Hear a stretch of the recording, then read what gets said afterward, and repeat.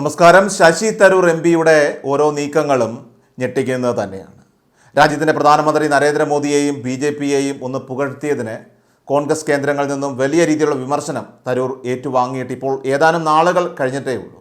ഇപ്പോഴിതാ ഇന്ത്യൻ പ്രതിനിധി സംഘത്തെ നയിച്ചുകൊണ്ട് ലോകം കറങ്ങാൻ ഇറങ്ങുകയാണ് ഡോക്ടർ ശശി തരൂർ. കോൺഗ്രസും രാഹുൽ ഗാന്ധിയും കണ്ണുരുട്ടിയതോടുകൂടി BJPയുടെ ഇഷ്ടക്കാരനായി പട്ടികയിൽ ഇടം പിടിച്ച തരൂറാകട്ടെ കോൺഗ്രസിനുള്ളിലെ ഒരു BJP ഇഷ്ടക്കാരനാണ്. സമീപകാലത്തായിട്ട് തരൂർ പ്രധാനമായിട്ടും ശ്രമിച്ചുകൊണ്ടിരിക്കുന്നത് BJPയെ കോൺഗ്രസിൻ്റെ ആക്രമണങ്ങളിൽ നിന്ന് രക്ഷപ്പെടുത്തുന്നതിനാണ്.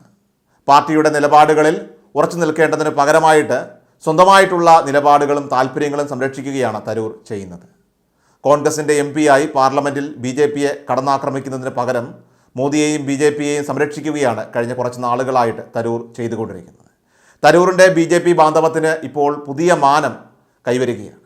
2027 നടക്കുന്ന ഉപരാഷ്ട്രപതി തെരഞ്ഞെടുപ്പിൽ NDA സ്ഥാനാർത്ഥിയായിട്ട് ശശി തരൂർ രംഗപ്രവേശനം ചെയ്യാനുള്ള സാധ്യതകൾ ഇപ്പോൾ സജീവമായിരിക്കുകയാണ്. ചില രാഷ്ട്രീയ നിരീക്ഷകരാണ് ഇക്കാര്യം ഇപ്പോൾ വ്യക്തമായി അടിവരയിട്ട് വ്യക്തമാക്കിയിരിക്കുന്നത്. BJPയിലേക്ക് നേരിട്ട് കയറാതെ പുറത്തുനിന്ന് പിന്തുണയ്ക്കുന്ന നിലപാട് ശശി തരൂർ തുടരുന്നതാണ് ഇപ്പോൾ ഉപരാഷ്ട്രപതി സ്ഥാനത്തേക്ക് പോലും അദ്ദേഹത്തിന് വിരൽ ചൂണ്ടുന്നത്. ജഗദീപ് ധൻഖറിൻ്റെ കാലാവധി 2027 അവസാനിക്കാനിരിക്കുമ്പോഴാണ് തരൂരിൻ്റെ സാധ്യതകൾ ഇപ്പോൾ വീണ്ടും ചർച്ചയായി മാറുന്നത്. നേരത്തെ BJPയെ പിന്തുണച്ച് സംസാരിക്കുമ്പോഴെല്ലാം തന്നെ കോൺഗ്രസിൽ നിന്നുള്ള നേതാക്കന്മാർ തരൂരിനെ വിമർശിച്ച് രംഗത്ത് വന്നിരുന്നു.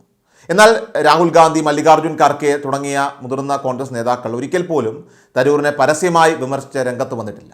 മറ്റു കോണുകളിൽ നിന്നും വിമർശനം ശക്തമാകുമ്പോഴും തരൂർ പിന്നോട്ട് പോയതുമില്ല എന്നതും ഇതുമായി കൂട്ടി വായിക്കേണ്ടതായിട്ടുണ്ട്. എൻ്റെ കാഴ്ചപ്പാട് നിരസിക്കാൻ ആളുകൾക്ക്, ജനങ്ങൾക്ക് പൂർണ്ണ സ്വാതന്ത്ര്യമുണ്ട്. പാർട്ടിയിൽ നിന്ന് എനിക്കൊരു ആശയവിനിമയവും ലഭിക്കുന്നില്ല. ഈ രീതിയിൽ തരൂർ പ്രതികരിച്ചത് കഴിഞ്ഞ മാസമാണ്. പ്രധാനമന്ത്രി നരേന്ദ്രമോദിയെയും അതോടൊപ്പം തന്നെ BJPയെയും പുകഴ്ത്തിയതിന് കോൺഗ്രസ് കേന്ദ്രങ്ങളിൽ നിന്നും വലിയ രീതിയിലുള്ള വിമർശനം തരൂർ ഏറ്റുവാങ്ങിയിരുന്നു.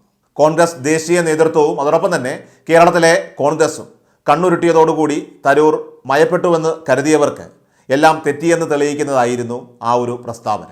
ഓപ്പറേഷൻ സിന്ദൂറിന് കോൺഗ്രസ് അടക്കമുള്ള പാർട്ടികൾ പിന്തുണ നൽകിയതാണ്. എന്നാൽ ഇവിടെ തരൂരിൻ്റെ ചില പരാമർശങ്ങളാണ് കോൺഗ്രസിനെ പൊള്ളിയത് തന്നെ. തൻ്റെ പ്രസ്താവനകൾ വ്യക്തിപരമായിട്ടുള്ള നിലയിലാണ് നടത്തിയതെന്നും ആ കാഴ്ചപ്പാട് നിരസിക്കാൻ ജനങ്ങൾക്ക് പരിപൂർണ സ്വാതന്ത്ര്യമുണ്ട് എന്നും തരൂർ വ്യക്തമാക്കുന്നുണ്ടായിരുന്നു. താൻ കോൺഗ്രസ് പാർട്ടിയുടെയോ കേന്ദ്ര സർക്കാരിൻ്റെയോ വക്താവല്ല എന്നാണ് ശശി തരൂർ മാധ്യമപ്രവർത്തകരോട് പ്രതികരിച്ചത്. ഒരു ഇന്ത്യക്കാരനായിട്ടാണ് സംഘർഷത്തിൻ്റെ സമയത്ത് താൻ സംസാരിച്ചതെന്നും പ്രതികരിച്ചതെന്നും മറ്റാർക്കു വേണ്ടി സംസാരിക്കുന്നതായി ഒരിക്കലും നടിച്ചിട്ടില്ല എന്നുമാണ് തരൂർ പറയുന്നത്. ഞാൻ പാർട്ടിയുടെ വക്താവുമല്ല, സർക്കാരിൻ്റെ വക്താവുമല്ല. ഞാൻ എന്തു പറഞ്ഞാലും നിങ്ങൾക്ക് അതിനോട് യോജിക്കാം, അല്ലെങ്കിൽ നിങ്ങൾക്ക് വിയോജിക്കാം. വ്യക്തിപരമായി എന്നെ നിങ്ങൾക്ക് കുറ്റപ്പെടുത്താം, അതിൽ കുഴപ്പമില്ല എന്നും തരൂർ പറയുന്നു. ഇന്ത്യ പാകിസ്ഥാൻ സംഘർഷം സർക്കാർ കൈകാര്യം ചെയ്ത രീതിയെ പരസ്യമായി പിന്തുണച്ച തരൂർ തൻ്റെ പ്രസ്താവനകൾ ദേശീയ സംവാദത്തിന് സംഭാവന നൽകാൻ ഉദ്ദേശിച്ചിട്ടുള്ളതാണെന്നും പറയുന്നുണ്ട്. ഇതാദ്യമായിട്ടൊന്നുമല്ല തരൂർ BJPയെ പുകഴ്ത്തി രംഗത്ത് വരുന്നത്. തരൂർ BJPയിലേക്ക് ചാടാൻ ലക്ഷ്യം വയ്ക്കുന്നുണ്ടെങ്കിൽ അതിന് തരൂറിനെ കുറ്റം പറയാനും സാധിക്കില്ല എന്ന് പറയുകയാണ് ചില രാഷ്ട്രീയ നിരീക്ഷകർ. കാരണം കേരളത്തിൽ കോൺഗ്രസിനൊപ്പം നിന്നാൽ MP ആയുഷ്കാലം മുഴുവൻ തുടരാം. മറുവശത്ത് BJPയിലേക്ക് പോയാലോ കേന്ദ്രമന്ത്രി പദവി അടക്കമുള്ള വലിയ വാതിലുകളാണ് ശശി തരൂറിന് മുന്നിൽ ഇപ്പോൾ തുറന്നു കിടക്കുന്നത്. അതുകൊണ്ട് തന്നെ തൻ്റെ രാഷ്ട്രീയ ഭാവിക്ക് ഉചിതം BJP ആണെന്നാണ് തരൂറിൻ്റെ മനസ്സിലുള്ളത് എന്നതാണ് ഇപ്പോൾ രാഷ്ട്രീയ നിരീക്ഷകർ പോലും വെളിപ്പെടുത്തിക്കൊണ്ടിരിക്കുന്നത്.